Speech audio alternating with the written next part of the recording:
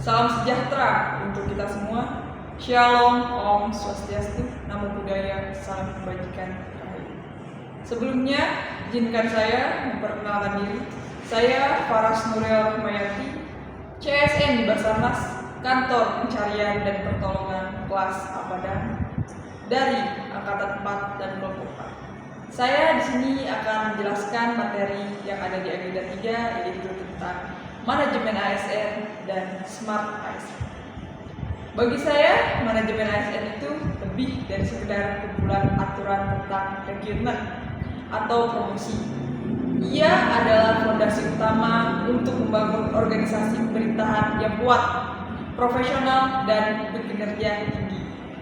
Saya belajar bagaimana setiap tahapan itu krusial, mulai dari perencanaan kebutuhan pegawai yang strategis, seleksi yang transparan dan akuntabel, hingga pengembangan kompetensi yang berkelanjutan.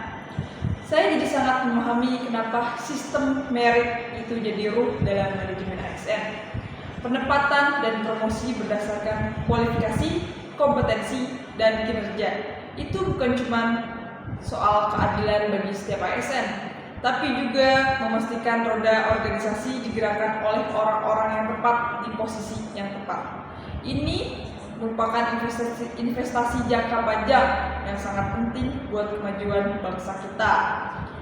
Materi tentang hak dan kewajiban ASN, kode etik dan kode perilaku serta disiplin pegawai juga semakin menanamkan pentingnya integritas dan profesionalisme. Menjadi ASN itu bukan cuma profesi, tapi juga amanah besar yang harus dipertanggungjawabkan. Dengan pemahaman mendalam ini, kita bisa membentuk ASN yang berakhlak mulia dan menjadi teladan bagi masyarakat. Selanjutnya itu ada Smart ASN.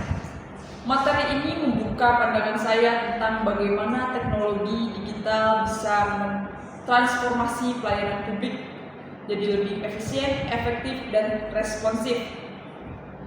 Kuncinya ada di literasi digital. Ini bukan cuma soal bisa pakai gawai, tapi juga paham etika digital, keamanan cyber, dan cara memanfaatkan teknologi secara produktif dan bijak. Di era digital saat ini, saya sadar ASN dituntut untuk tidak gagap teknologi, kemampuan untuk berkolaborasi secara digital, memanfaatkan data untuk pengambilan keputusan, dan berinovasi dalam pelayanan. Itu jadi kompetensi wajib. Inisiatif seperti e-government, sistem pemerintahan berbasis elektronik, dan berbagai aplikasi pelayanan publik. Itu semua wujud nyata dari implementasi Smart ASN. Lebih jauh lagi, Smart ASN juga menekankan pentingnya membangun budaya digital yang positif di lingkungan kerja. Ini mencakup bagaimana ASN berinteraksi dan berkomunikasi online, bagaimana melindungi data dan cara memanfaatkan platform digital untuk meningkatkan kinerja dan kolaborasi. Jadi Smart ASN itu berarti jadi agen perubahan yang adaptif, inovatif, dan selalu berorientasi pada pelayanan prima di era digital saat ini. Proses belajar materi manajemen ASN dan Smart ASN ini bagi saya sangat menarik. Metode belajarnya beragam, mulai dari diskusi kelompok, studi kasus, sampai penugasan mandiri. Itu semua sangat membantu saya memahami konsep secara mendalam dan mengaplikasikannya dalam konteks nyata.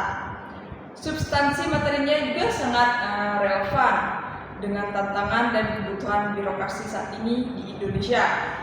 Saya merasa pengetahuan dan keterampilan yang saya dapatkan ini sangat berharga dan akan jadi bekal penting dalam menjalankan tugas sebagai seorang ASN di masa depan.